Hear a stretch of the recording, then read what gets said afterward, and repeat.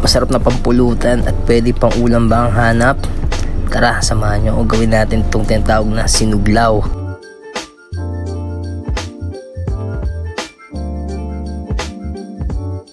Sinimulan ko sa paghihiwa ng sibuyas. Itong natin, sibuyas na depende na sa inyo kung paano gusto nyo hiwa. O gusto ko lang is pahaba.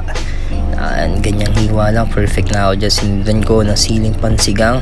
Ito naman, ganun din, pahaba lang rin. Luya, binalatan lang natin. Siyempre, pahaba lang rin ang trip ko. Kaya na bahala kung anong gusto nyo hiwa. Pwede rin maliliit yan. Gusto nyo makain. Sa akin, ito naman, bawang dinikti ko lang para mamaya sa pork lempo natin is para sa marination. Ito naman pipino. I-dice cut ko lang yan. Ganyan oh. Maliliit lang. Cube cut lang na maliliit. Para sa akin, perfect yung ganyang hiwa. Siyempre, lalahokan natin ng siling labuyo yan para merong sipa. Meron akong konting tuna. Ito lang yung nabili ko eh. Bababad ko lang sa suka para dyan siya maluto. Ito naman ang ating pork liempo.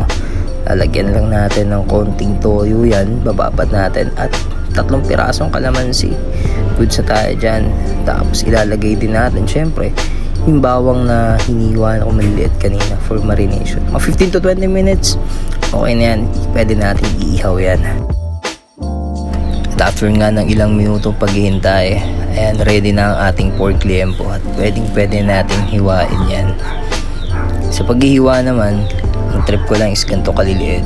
Gusto ko lang mukhang marami yung serving ng sinuglaw natin. Depende sa inyo kung gaano kalaki yung hiwa. Pwede man kahit gaano kalaking hiwa yan.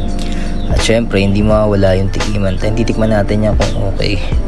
Sa part naman na to, tatanggalin ko lang yung suka dun sa tuna natin. Feeling ko nga na overcook ko sa suka yung tuna. Naging ganyan yung kulay. Dito naman pag samasamahin na natin sila, inuna ko yung tuna, isunod ko yung ating liempo, sunod rin yung pepino. Kaya nang bahala kung anong gusto nyong mauna dyan. Mamaya paghahalu-haluin din naman natin yan eh. Susunod natin yung luya. Ilalagay ko na yung sili natin. Mas maraming silingan, napansin ko mas masarap. Kaya nang bahala kung gaano kaanghang gusto nyo ilagay dyan. Lagay ko na rin yung natirang bawang dun sa marination natin. At yung ating sibuyas. Ganyan kong hiwa lang. Feeling ko mas maganda kasi tingnan. At 3 pirasong kalamansi lang ulit. Okay na yan. At syempre lalagyan natin ng asin yan, paminta at asukal. Hindi ko napakita yung paminta paglalagay. At ang huli, syempre yung suka natin. At medyo may uling-uling pa yung kamay. Minekos-mekos na yan. At ayan na, ipapatikim natin kay Papa kung approve. Okay.